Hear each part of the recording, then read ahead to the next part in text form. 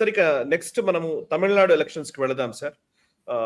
తమిళనాడులో మీరు ఇందాక ఫస్ట్ ఓపెనింగ్ రిమార్క్స్ లో చెప్పారు విజయ్ ఫ్యాక్టర్ ఒకటి, ఎన్డీఏ కూటమి అండ్ ఈరోజు డిఎంకే ప్రభుత్వాన్ని గద్దె దించడంలో, స్టాలిన్ ని గద్దె దించడంలో ఎన్డీఏ చేస్తున్నటువంటి వ్యూహాలు ఏంటి, విజయ్ ఫ్యాక్టర్ ఏ విధంగా ఉంటుంది, అండ్ విజయ్ కూడా వీళ్ళు డిప్యూటీ సీఎం ఆఫర్ చేశారని ప్రకటనలు వచ్చాయి, ఇవన్నీ వచ్చాయి నార్మల్ గానే.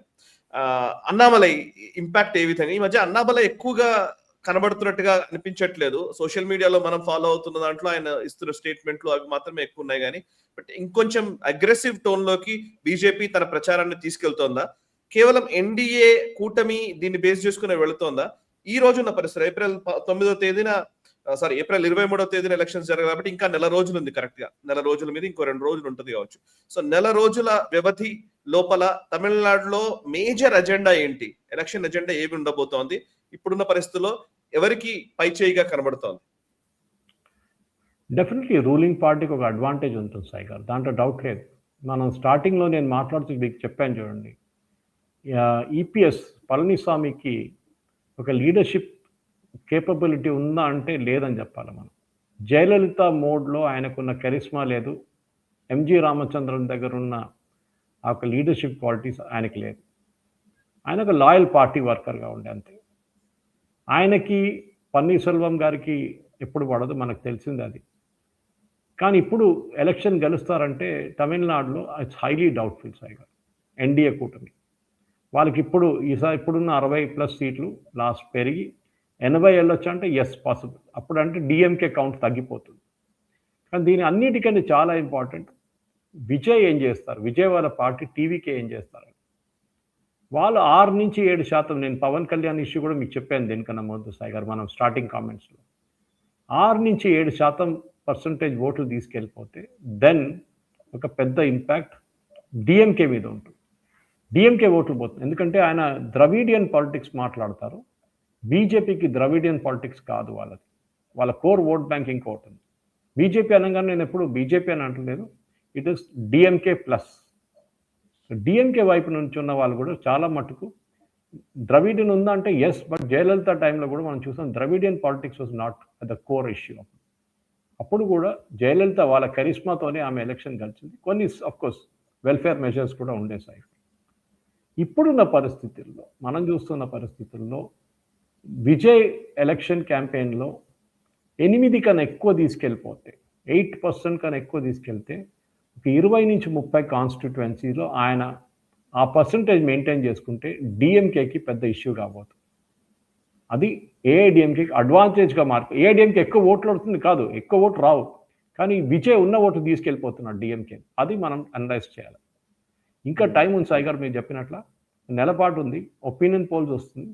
కానీ ఈ ద్రవిడియన్ పాలిటిక్స్ అనేది చాలా మటుకు anti Hindi, anti Hindu campaign Sai గారు, నాకు తెలిసింది అది ఈవీఆర్ నుంచి టైం నుంచి వీళ్ళు కరుణానిధి మాట్లాడుతున్న దానికి ఇప్పుడు ఉదయనిధి స్టాలిన్ మొన్న కూడా అంటున్నారు ఇస్లాం అండ్ ద్రవిడియన్ ఆ రెండు ఒకటే అంట.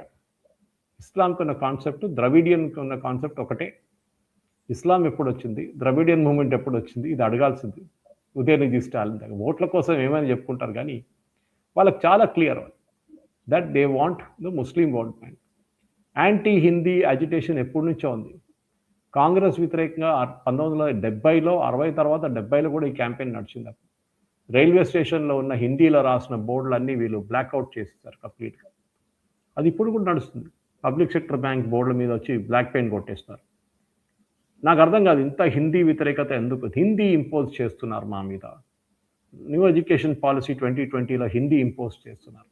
మనకు తెలంగాణలో ప్రాబ్లం లేదు కదా సాయి గారు, తమిళనాడులో ఎందుకు ఉంది ఈ లాంగ్వేజ్ షౌన్? మీ కేరళలో లేదు సాయి గారు, సర్ప్రైజింగ్లీ చూడండి, అది కేరళలో ఇష్యూ లేదు.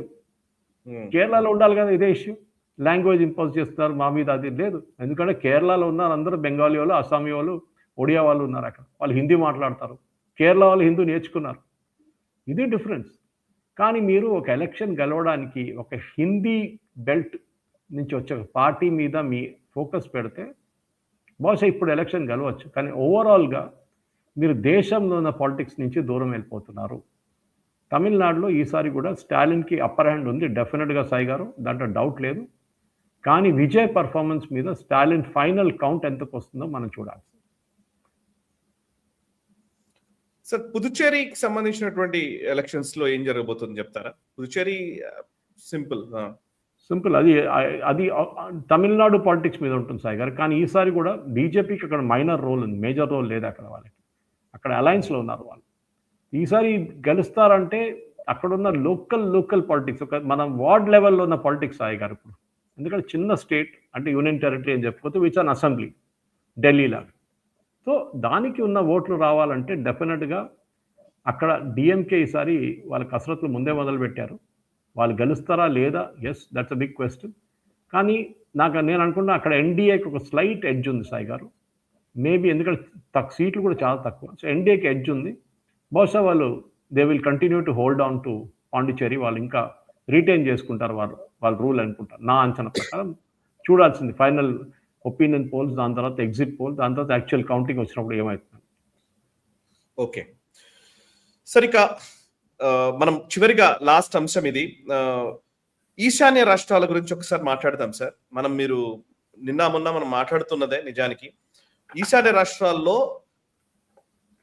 7 విదేశీయులు, 6 ఉక్రేనియన్స్, 1 అమెరికన్ సిటిజన్స్, వీళ్ళు 7 ఈశాన్య రాష్ట్రాల్లోకి వెళ్ళినట్లు, వాళ్ళు అక్కడ నుంచి మయన్మార్కి వెళ్ళినట్లు, అక్కడ డ్రోన్ సరఫరా చేసినట్టు, అక్కడ ఉన్నటువంటి భారత వ్యతిరేక శక్తులతోటి మంతనాలు జరిపినట్టు ఎన్ఐఏ విచారణలో తేలుతున్న పరిస్థితి. వాళ్ళని 3 ఎయిర్పోర్ట్స్ లో అరెస్ట్ చేశారు. అండ్ వాళ్ళని అరెస్ట్ చేసిన తర్వాత ఇప్పుడు మొత్తం కూడా దేశవ్యాప్తంగా ఉన్నటువంటి చర్చ. అఫ్ కోర్స్ ఇంతకు ముందు మనం మాట్లాడాం, మణిపూర్ ఇష్యూ వచ్చినప్పుడు పదే మీరు నేషనల్ రౌండప్ లో చెప్తూ వచ్చారు. కుకీలు, మైటీలు, దీని వెనకాల ఉన్నటువంటి క్రిస్టియన్ ఫ్యాక్టర్ గురించి మీరు మాట్లాడుతూ వచ్చారు. అండ్ ఒక క్రిస్టియన్ స్టేట్ గా ఈ ఈశాన్య రాష్ట్రాల్లోని మేజర్ గా కొన్ని రాష్ట్రాలని కలిపేసి క్రిస్టియన్ స్టేట్ చేయాలనే ఒక లాంగ్ టర్మ్ ఆబ్జెక్టివ్ పెట్టుకుని అమెరికా పనిచేస్తుందన్న విషయం గురించి అనేక వీడియోలు నేషనలిస్ట్ లో మనం చేశాం. ఈవెన్ సెంట్ మార్టిన్ ఐలాండ్ అడిగిన విధానము, సెంట్ మార్టిన్ ఐలాండ్ పైన కాక్సెస్ బజార్, ఏదైతే చిట్టగాంగ్ పోర్ట్ కాక్సెస్ బజార్ లో యుఎస్ మిలిటరీ పర్సనల్స్ వాళ్ళు వచ్చి అక్కడ వాళ్ళు కవాతులు చేసినటువంటి దృశ్యాలు మొన్న ఈయన మహమ్మద్ యూనస్ ఇంటరిమ్ చీఫ్ అయిన తర్వాత. ఆ పైకి వస్తే మణిపూర్ లో యాక్టివిటీ, ఇప్పుడు మిజోరాం, నాగాలాండ్, ఇక్కడ ఉన్నటువంటి క్రిస్టియన్ మిషనరీల ప్రభావము, ఇప్పుడు విదేశీయుల అరెస్ట్. ఒకసారి మొత్తం డాట్స్ అన్ని కనెక్ట్ చేస్తే ఒక ప్రమాదకరమైన స్థితిలో ఈశాన్య రాష్ట్రాలు ఉన్నట్టు కనబడుతోంది.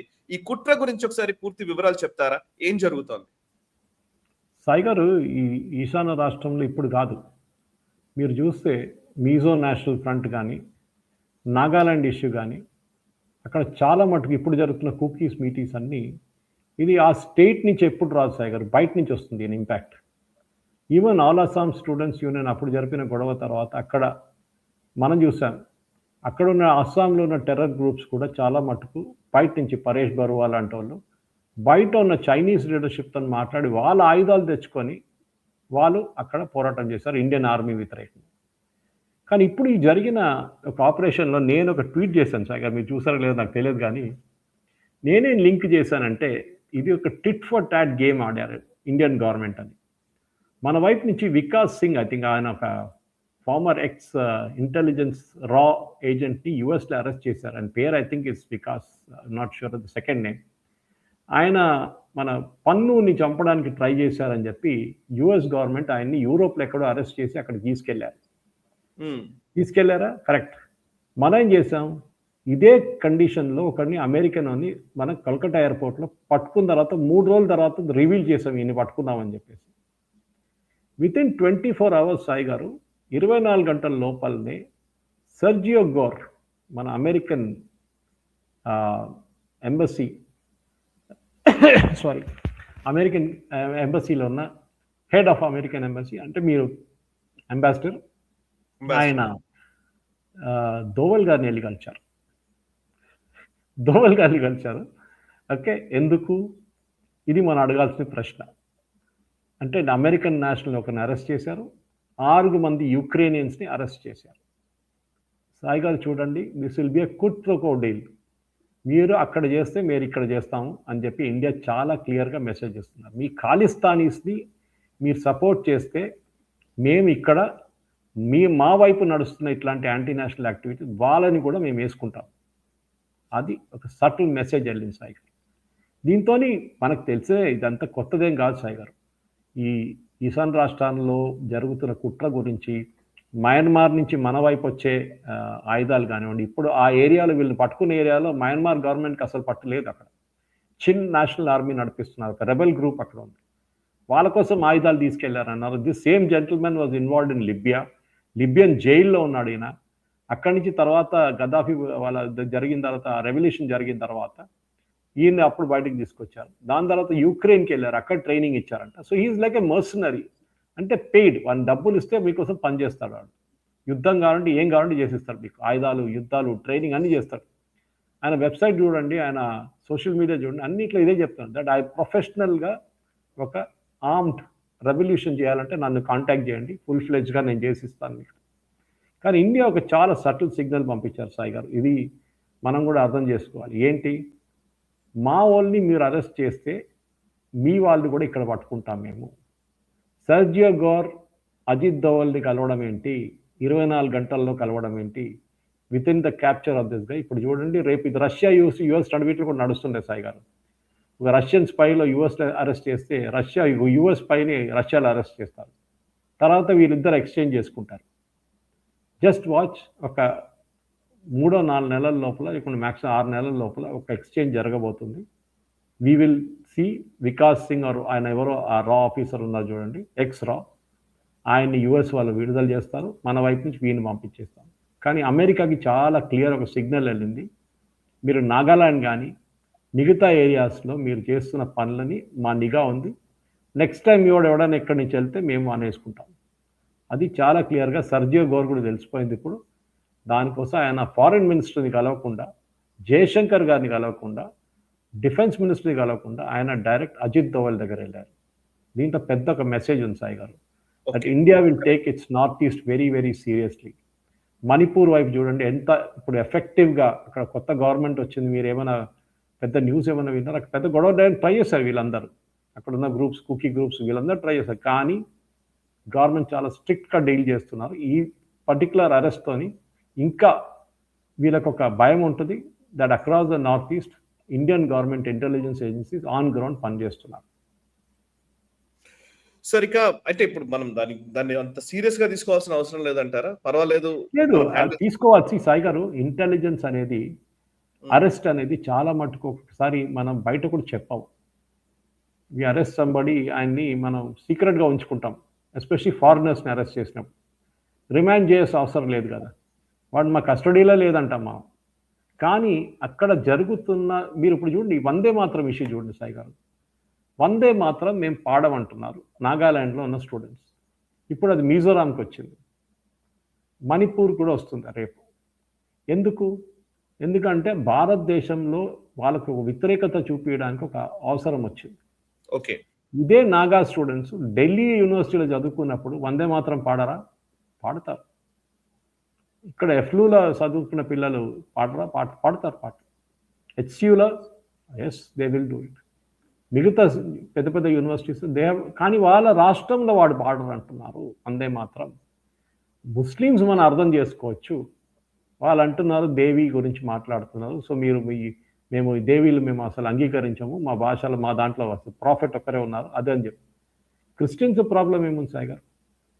అక్కడ కూడా ఇదే ఇష్యూ వస్తుంది. కన్వర్జన్ గురించి మాట్లాడుతున్నాం, యూసీసీ గురించి మాట్లాడుతున్నాం. ఇప్పుడు చూడండి ఒకటి తర్వాత ఒకటి వస్తుంది సాయి గారు.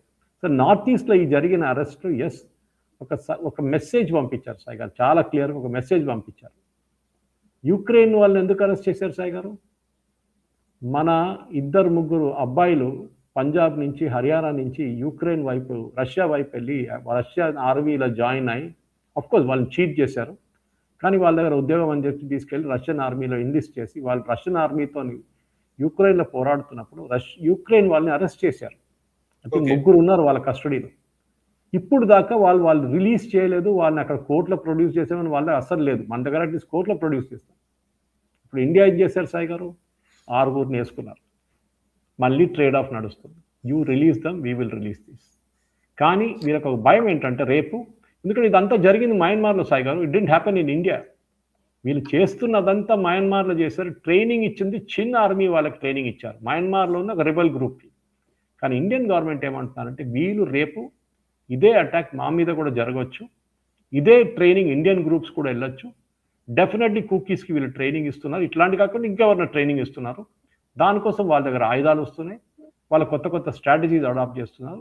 సో డెఫినెట్గా ఇట్లాంటి ఒక మెసేజ్ పంపిస్తే వీళ్ళకి ఒక భయం ఉంటుంది అండ్ వీళ్ళ మీద ఒక పట్టు ఉంటుంది Indian army, Indian intelligence and military intelligence.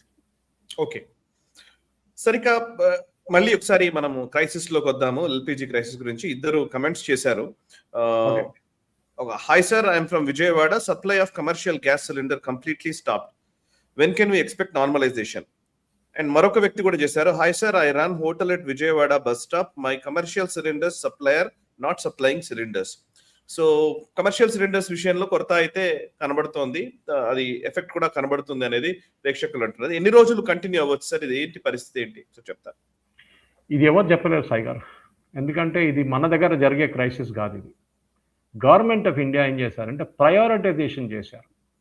First priority domestic cylinders ఇవ్వడం, అది ఆల్మోస్ట్ స్టేబుల్ అయిపోయింది. ఇప్పుడు కమర్షియల్ సిలిండర్ ప్రాబ్లం ఎక్కడ వస్తుందంటే వీళ్ళకి ఒక కౌంట్ లేదు. మనకి ఒక ఫ్యామిలీ కౌంట్ ఉంటుంది చూడండి, 40 రోజులు గ్యాస్ వస్తుంది, దాని తర్వాత మనం ఆర్డర్ చేస్తామండి. కమర్షియల్ సిలిండర్స్ మన దేశంలో టోటల్ సప్లైది 8%. టోటల్ సిలిండర్ ఎల్పిజి సప్లైది 8%. ఇప్పుడు ఏం జరుగుతుందంటే నాకు తెలిసిన మట్టుకు ఒక యూనివర్సిటీ హైదరాబాద్లో, నేను దీని గురించి ఇంకొక ఛానల్లో మాట్లాడాను సాయి గారు, వాళ్ళు రాత్రికి రాత్రి వాళ్ళ కిచెన్ కంప్లీట్గా ఎలక్ట్రిక్ చేసుకున్నారు. 3 లక్షలంతా ఖర్చు పెట్టారు. వారం లోపల అయిపోతుంది అంటారు వాళ్ళ సప్లై చేసిన కంపెనీ. ఇది ఒక మార్పు రాబోతుంది సార్. నేను చెప్తున్నది ఎల్పిజి అందరు ఎలక్ట్రిక్ మార్చాలని చెప్పట్లేదు, కానీ ఈ సిట్యువేషన్ మన కంట్రోల్లో లేదు. గవర్నమెంట్ ఆఫ్ ఇండియా ఇప్పుడు ప్రయారిటైజ్ చేస్తుంది డొమెస్టిక్ అనే. ఒకసారి డొమెస్టిక్ స్టేబుల్ అయితే, నిన్న చూసిన డేటా చూస్తే, నేను గవర్నమెంట్ ఆఫ్ ఇండియా రిలీజ్ చేసిన డేటా చూస్తే 25% కమర్షియల్ సిలిండర్స్ మొదలుపెట్టారు. కానీ కమర్షియల్ సిలిండర్లో చాలా పెద్ద ర్యాకెట్ ఉంది. ఇప్పుడు గవర్నమెంట్ ఆఫ్ ఇండియా డేటా అడిగారు ఇండియన్ ఆయిల్ దగ్గర, హెచ్పిసిఎల్ దగ్గర అండ్ బీపీసీఎల్ దగ్గర ఆ డేటా అడిగారు. Tell us how much you are using. దీంతో పైప్ న్యాచురల్ గ్యాస్ ఎందుకు ఇవ్వట్లేదు? ఇప్పుడు హైదరాబాద్ లాంటి చోట్ల కానీ, ఢిల్లీలో కానీ, మిగతా చోట్ల పైప్ న్యాచురల్ గ్యాస్ ఎందుకు ఇవ్వట్లేదు? That is a big business Sagar. మీరు ఉండే అపార్ట్మెంట్లో నాకు బహుశా తెలియదు మీ దగ్గర పిఎన్జి అక్కడ ఉందా లేదా అని. అది ఉంది కానీ దాన్ని కనెక్ట్ చేయలేదు. ఇప్పుడు చూడండి, నిజానికి ఫెసిలిటీ ఉంది కానీ ఇప్పుడు అవసరం, ఇప్పుడు మేము యుద్ధ ప్రాతిపదికన చేయాల్సి వస్తుంది. Correct, because that is available. Bhagyanagar gas దగ్గర ఉంది. ఇవాళ కూడా నేను డిబేట్కి వస్తున్నప్పుడు, డ్రైవ్ చేసుకుని వస్తున్నప్పుడు చూశాను, నేను 3 ట్రక్కులు నా ముందు తిరుగుతుంది. కానీ డౌట్ ఏంటంటే సార్, అసలు యాక్చువల్లీ నాకు ప్లీజ్ కొంచెం మాకు వివరాలు చెప్పండి. పిఎన్జి ఇప్పుడు పైప్డ్ గ్యాస్ కి కొరత లేదు అని అంటున్నారు. మీరు ఇమీడియట్ గా మీరు చేసుకోండి అని చెప్పి ఈవెన్ గవర్నమెంట్ కొంత దానికి సబ్సిడీలు అవి కూడా ఇస్తున్నారు, వాళ్ళు ఎంకరేజ్ చేస్తున్నారు కదా గవర్నమెంట్ నుంచి వస్తున్నటువంటి ప్రకటనలు చూస్తుంటే. పైప్డ్ గ్యాస్ కి అండ్ ఇప్పుడు సిలిండర్ రూపంలో వచ్చేదానికి ఎందుకు డిఫరెన్స్? గ్యాస్ ప్రొడక్షన్ లోనే సమస్య ఉందా, లేకపోతే ఆ టెక్నికాలిటీ చెప్తారు అసలు మనం ఎందుకు ఇవ్వగలుగుతాం పైప్ ది? సాయి గారు, దీంట్లో ఒక స్టోరీ ఉంది. Okay, what is pipe natural gas అని చూస్తే, మీరు పైప్ న్యాచురల్ గ్యాస్లో ఒకటి వీళ్ళ ప్రొడక్షన్ ప్రాసెస్లో ఒక ఫ్రాక్షనింగ్ వస్తుంది సాయి గారు, అది చాలా డిఫరెన్స్ అన్నమాట. ఇప్పుడు ఎల్పిజి అనగానే మీరు అసలు ఎల్పిజిని మీరు తీసుకురావచ్చు, డైరెక్ట్ ఎల్పిజిగా తీసుకురావచ్చు, దాన్ని ఫ్రాక్షనింగ్ కూడా చేసుకోవచ్చు. సో పైప్ న్యాచురల్ గ్యాస్ని ఏం చేస్తారంటే దీంట్లో మీథేన్ ఉంటుంది సాయి గారు. ఓకే, దీంట్లో డైరెక్ట్లీ మీథేన్ ఉంటుంది. ఇది డైరెక్ట్లీ సప్లై చేస్తారు రెసిడెన్షియల్ అండ్ కమర్షియల్, నేను అదే చెప్తాను, అండ్ ఇండస్ట్రియల్ కన్స్యూమర్స్. సో ఇది కాదు మన ప్రాబ్లం ఏంటంటే మన దగ్గర అన్ఆర్గనైజ్ సెక్టర్ చాలా పెద్దది. సో మీ దగ్గర పైప్ న్యాచురల్ గ్యాస్కి షార్టేజ్ ఉండదు, because it is produced more through methane. ఇది చాలా ఇంపార్టెంట్ అనమాట. So pipe natural gas versus LPG అంటే yes, there is a difference ఉంది డెఫినెట్గా. ఎందుకంటే ఒకటి మనం ప్రొడ్యూస్ చేస్తుంది ఏంటి అండ్ దానికోసం మనం ఎక్కడి నుంచి తెప్పించుకుంటున్నాం. ఈ పిఎన్జి అనేది cost effective and clean gas ఒకటి మనం చాలా మటుకు, వేరే ఎల్పిజి రిమోట్ ఏరియాస్లో పనికొచ్చిన సాగర్, అక్కడ మీరు సప్లై చేయలేరు. సో డిఫరెన్స్ ఇదే అనమాట, ప్రొడక్షన్ డిఫరెన్స్. అది చాలా మటుకు గవర్నమెంట్ దాని మీద ఇప్పుడు ఏం చెప్తారు, వాళ్ళు నిఘా పెడుతున్నారు. ఎస్, డెఫినెట్గా దానికి ఒక సొల్యూషన్ ఉంటుంది. కానీ మీరు అడిగిన ప్రశ్నకి what is the difference between pipe natural gas and LPG is basically methane.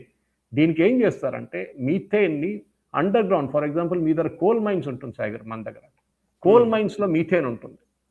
Okay, and delivered continuously వాళ్ళు తీసుకొస్తారు దాన్ని. ఎల్పిజి ఏంటంటే ప్రైమర్లీ ఇది బ్యూటేన్, ఇది ప్రైమర్లీ ప్రొపేన్ అండ్ బ్యూటేన్ నుంచి వస్తుంది, వెరస్ ఇది మీథేన్ నుంచి వస్తుంది. ఇది చాలా డిఫరెన్స్.